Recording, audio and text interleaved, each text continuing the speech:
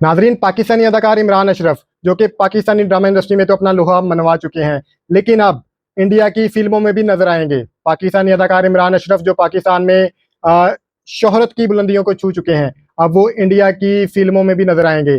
जी, आपने सही सुना। पाकिस्तानी अदाकार इमरान अशरफ, जिनके पाकिस्तान समेत पूरी दुनिया में मदाह हैं और मौजूद हैं और उनको पसंद करते हैं, अब वो इंडिया की फिल्म इन्हों रहना सहना नहीं आंदा में मरकजी किरदार अदा कर रहे हैं। इमरान अशरफ की भारतीय पंजाबी सिनेमा में ये डेब्यू फिल्म है और ये फिल्म 22 अगस्त 2025 को पूरी दुनिया में रिलीज होने जा रही है।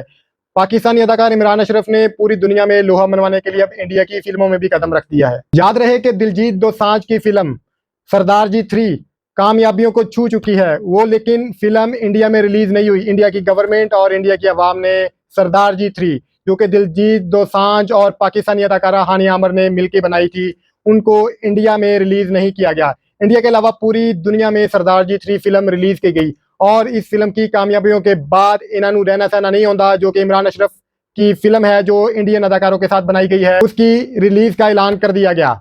इमरान अशरफ के इंस्टाग्राम पर 6.7 मिलियन फॉलोअर्स हैं और इमरान अशरफ ने अपने इंस्टाग्राम अकाउंट में अपनी आने वाली फिल्म का ऑफिशियल ट्रेलर भी जारी किया। पाकिस्तान और पूरी दुनिया में मौजूद इमरान अशरफ के फैन इस फिल्म का बेसब्री के साथ इंतजार कर रहे हैं, लेकिन ये भी अब देखने की बात है कि क्या ये फिल्म इंडिया में रिलीज होती है कि नहीं, क्योंकि दिलजीत दोसांझ और पाकिस्तानी अदाकारा हानिया आमर की फिल्म इंडिया में रिलीज नहीं हुई थी।